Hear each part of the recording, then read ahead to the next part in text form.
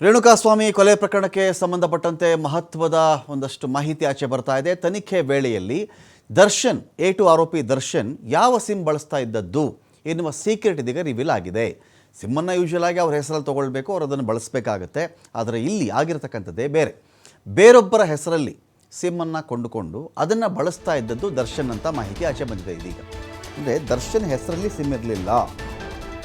ಯಾವುದೋ ಒಂದು ಕರೆಗೋಸ್ಕರ ನಾವು ಬೇರೆಯವರ ಫೋನನ್ನು ಬಳಸೋದು ಬೇರೆ. ಒಂದು ನಿಮಿಷ ಫೋನ್ ಕೊಡಿ, ನಾವು ಒಂದು ಕರೆ ಮಾಡಬೇಕು, ಅದು ಕೇಳೋದು ಬೇರೆ ನಾವು. ಆದರೆ ಬೇರೆಯವ್ರ ಹೆಸರಲ್ಲೇ ಸಿಮ್ಮನ್ನು ಇವ್ರು ಕೊಂಡುಕೊಂಡಿದ್ರಾ ಅಥವಾ ಆ ವ್ಯಕ್ತಿನೇ ಕೊಂಡುಕೊಂಡಂಥ ಸಿಮ್ಮನ್ನು ಇವ್ರು ಯೂಸ್ ಮಾಡ್ತಿದ್ರ ನಮಗೆ ಗೊತ್ತಿಲ್ಲ. ಸಿಮ್ ಯಾರ್ಯಾರು ಖರೀದಿ ಮಾಡ್ಕೊಂಡಿದ್ರೋ, ಅಂದರೆ ಸಿಮ್ ಖರೀದಿ ಮಾಡಿದಾಗ ಇನ್ನೊಂದು ಐಡೆಂಟಿಟಿ ಪ್ರೂಫ್ ಕೊಟ್ಟಿರ್ತೀರ ಅವ್ರ ಬಳಿಯಲ್ಲಿ, ಆಧಾರ್ ಕಾರ್ಡೋ ಇನ್ನೊಂದೋ ಮತ್ತೊಂದೋ. ಆ ಪ್ರೂಫನ್ನು ಕೊಟ್ಬಿಟ್ಟು ಇಂತಿಷ್ಟು ಅಂತ ಹಣ ಪಾವತಿ ಮಾಡಿ ಸಿಮ್ಮನ್ನು ಕೊಂಡ್ಕೊಳ್ಬೇಕಾಗತ್ತೆ. ಇದೀಗ ಆ ಪ್ರಕಾರ ಯಾವ ಫೋನನ್ನು, ಯಾವ ಸಿಮ್ ಕಾರ್ಡನ್ನು ದರ್ಶನ್ ಬಳಸ್ತಾ ಇದ್ರೋ ಆ ಸಿಮ್ ಯಾರಿಗೆ ಸೇರಿದ್ದು, ಯಾಕೆ ಬಳಸ್ತಾ ಇದ್ರು? ನೋಡಪ್ಪ, ನಿನ್ನ ಹೆಸರಲ್ಲಿ ಇನ್ನೊಬ್ಬರು ಸಿಮ್ ಕೊಂಡ್ಕೊಂಡಿದ್ದಾರಾ, ಇಲ್ಲ ನೀನೇ ಕೊಂಡುಕೊಂಡು ಸಿಮ್ಮನ್ನು ಅವರು ಕೊಟ್ಟಿದ್ಯಾ, ಅಥವಾ ನಿನ್ನ ಹೆಸರನ್ನು ದುರ್ಬಳಕೆ ಮಾಡಿಕೊಂಡಿದ್ದಾರಾ ಇಲ್ಲಿ ಯಾರಾದರೂ? ಭಾಗ 1. ಭಾಗ 2, ನೀನು ಯಾಕಪ್ಪ ಅವ್ರ ಹೆಸರು ಸಿಮ್ ಕೊಂಡ್ಕೊಳ್ಬೇಕಾಗಿತ್ತು, ನಿನ್ನ ಹೆಸರಲ್ಲಿ ತೊಗೊಂಡಿದ್ದಿದ್ರೆ ಏನು ಪ್ರಾಬ್ಲಮ್ ನಿನಗೆ? ಕೇಳ್ತಾರೆ ಪ್ರಶ್ನೆ. ಇದನ್ನು ಪೊಲೀಸರು ಕೇಳ್ತಾರೆ.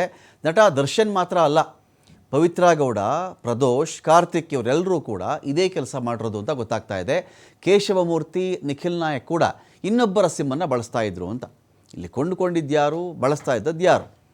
ಈಗ ನಾವೊಬ್ಬರ ಸಿಮ್ಮನ್ನು ಒಬ್ಬರು ಆ ಥರ ಬಳಸೋಕ್ಕೆ ಬರಲ್ಲ. ಯಾಕಂತ ಹೇಳಿದ್ರೆ ನಾಳೆ ದುರ್ಬಳಕೆ ಆದರೆ ಹೆಸರು ಬರೋದು, ಫೋನ್ ನಂಬರು ಯಾರ ಹೆಸರಲ್ಲಿ ರಿಜಿಸ್ಟರ್ ಆಗಿತ್ತೋ, ಸಿಮ್ ಕಾರ್ಡ್ ಯಾರ ಹೆಸರಲ್ಲಿ ರಿಜಿಸ್ಟರ್ ಆಗಿತ್ತೋ ಅವ್ರ ಮೇಲೆ ಹೋಗುತ್ತದು. ಇಲ್ಲಿ ಯಾಕೆ ಹೀಗೆ ಮಾಡಿದ್ರು ಗೊತ್ತಿಲ್ಲ. ಹೇಮಂತ್ ಹೆಸರಲ್ಲಿದ್ದಂತಹ ಸಿಮ್ಮನ್ನು ಬಳಸ್ತಾ ಇದ್ದದ್ದು ನಟ ದರ್ಶನ್. ಯಾರೋ ಹೇಮಂತ್ ಅನ್ನೋ ವ್ಯಕ್ತಿಯ ಸಿಮ್ಮನ್ನು ಬಳಕೆ ಮಾಡ್ತಾ ಇದ್ದಿದ್ದು ದರ್ಶನ್ ಅಂತ ಹೇಳಿ. ಆ ಸಿಮ್ ಇರೋ ಹೆಸರು ಹೇಗಿದೆ ನೋಡಿ, CP ಹೇಮಂತ್ ಬಿನ್ ಎನ್ ಚಂದನ್, ಇವ್ರ ಹೆಸರಲ್ಲಿದ್ದಂಥ ಸಿಮ್ ಅದು. ಅದನ್ನು ಬಳಸ್ತಾ ಇದ್ದದ್ದು ದರ್ಶನ್ ಅಂತ. ಯಾರೋ ಹೇಮಂತ್ ಅಂತೆ, ಹೇಮಂತನ ಹೆಸರಲ್ಲಿದ್ದಂಥ ಸಿಮ್ಮನ್ನು ಬಳಸ್ತಿದ್ದು ದರ್ಶನ್. ಇನ್ನೊಂದು ಕಡೆ ಆಯಿತು ದರ್ಶನ್ ಈ ಕತೆನ. ಈ ಕಡೆ ಪವಿತ್ರ ಗೌಡ ಅದು ನೋಡಿದ್ರೆ ಯಾರೋ ಮನೋಜ್ ಅಂತೆ, ಮನೋಜ್ ಹೆಸರಲ್ಲಿದ್ದಂಥ ಸಿಮ್ಮನ್ನು ಬಳಸ್ತಾ ಇದ್ದದ್ದು ಪವಿತ್ರ ಗೌಡ. ಇವ್ರು ಯಾವಾಗ ಒಂದು ನಂಬರನ್ನು ಸರ್ವಿಸ್ ಪ್ರೊವೈಡರ್ಗಳಿಗೆ ಕೊಡ್ತಾರೋ, ಕೊಟ್ಟ ತಕ್ಷಣ ಜಾತಕ ಆಚೆ ಬರುತ್ತೆ. ಯಾರ್ದು ಈ ನಂಬರು ಚೆಕ್ ಮಾಡಿ ಹೇಳ್ರಪ್ಪ ಅಂದರೆ ಹೇಳಿಬಿಡ್ತಾರೆ. ಕಾಲ್ ಡೀಟೇಲ್ಸ್ ರೆಕಾರ್ಡ್ಸಲ್ಲೂ ಅದೇ ಬಂದಿರುತ್ತೆ, ರಿಫ್ಲೆಕ್ಟ್ ಆಗ್ತಾ ಇರುತ್ತೆ.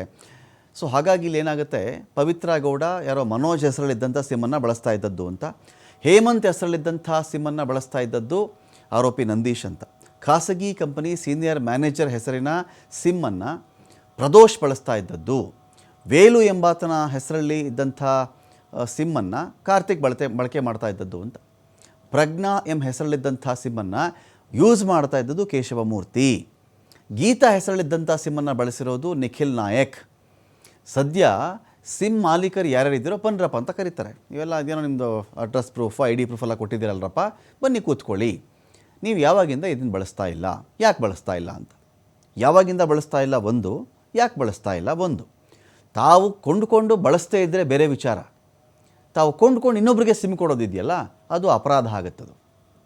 ಇನ್ನೊಬ್ಬರ ಅಪರಾಧ ಏನಾದರೂ ಮಾಡಿದಾಗ ಅದು ದೊಡ್ಡ ಅಪರಾಧ ಆಗುತ್ತದು. ಏಕೆಂದರೆ ಈಗ ನಿಮ್ಮ ಗಾಡಿ ತೊಗೊಂಡು ಇನ್ನೊಬ್ಬರು ಕೊಟ್ಬಿಟ್ಟಂಗೆ. ಆಕ್ಸಿಡೆಂಟ್ ಆದಾಗ ಫಸ್ಟ್ ಕೇಳೋದು ನಂಬರ್ ಚೆಕ್ ಮಾಡಿದ ತಕ್ಷಣ RTO ಏನು ಮಾಡ್ತಾರೆ ಹೇಳಿ, ಯಾರ್ದಿದೆ, ಯಾರ ಹೆಸರು ಗಾಡಿ ರಿಜಿಸ್ಟರ್ ಆಗಿರೋದು ಅಂತ ಚೆಕ್ ಮಾಡ್ತಾರೆ.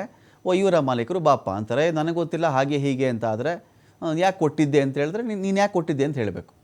ಕದ್ಕೊಂಡು ಹೋಗಿದ್ದಾರೆ ಅಂತ ಹೇಳಿದ್ರೆ ನಂದು ಗಾಡಿ ಕಳವಾಗಿದೆ ಅಂತ ಪೊಲೀಸ್ ಸ್ಟೇಷನಲ್ಲಿ ಕಂಪ್ಲೇಂಟ್ ಇರಬೇಕು ಅಲ್ವಾ. ಗಾಡಿ ಕಳವಾಗಿಬಿಟ್ಟಿದೆ ನಂದು ಅಂತ. ನೀನು ಕಳವಾಗಿದೆ ಅಂತ ಕಂಪ್ಲೇಂಟು ಕೊಟ್ಟಿಲ್ಲ, ನಿನ್ನ ಗಾಡಿನ ಯಾರ್ಯಾರಿಗೂ ಕೊಟ್ಬಿಟ್ಟೆ ಅಂದರೆ ನಾನು ನಂಬ್ತೀನ ಇದನ್ನು. ಯಾವುದೋ ಒಂದು ಕಾರಲ್ಲಿ ಯಾವುದೋ ಒಂದು ಡೆಡ್ ಬಾಡಿ ಸಾಗಿಸ್ಬಿಟ್ಟಿದ್ರು, ನನ್ನ ಗಾಡಿ ಅಲ್ಲ ಅಂತ ಹೇಳ್ತೀಯ. ಆ ನಂಬರ್ ನೋಡಿದ ತಕ್ಷಣ ನಿನ್ನ ಮನೆ ಅಡ್ರೆಸ್ಸೇ ತೋರಿಸುತ್ತೆ. ಅದರಲ್ಲಿ ತೋರಿಸಿದಾಗ ನೀನೇನು ಮಾಡಿದ್ದೆ ಹೇಳು ಅಂತಾರೆ. ಆಗ ನೀನು ಬಾಯಿ ಬಿಡಲೇಬೇಕು.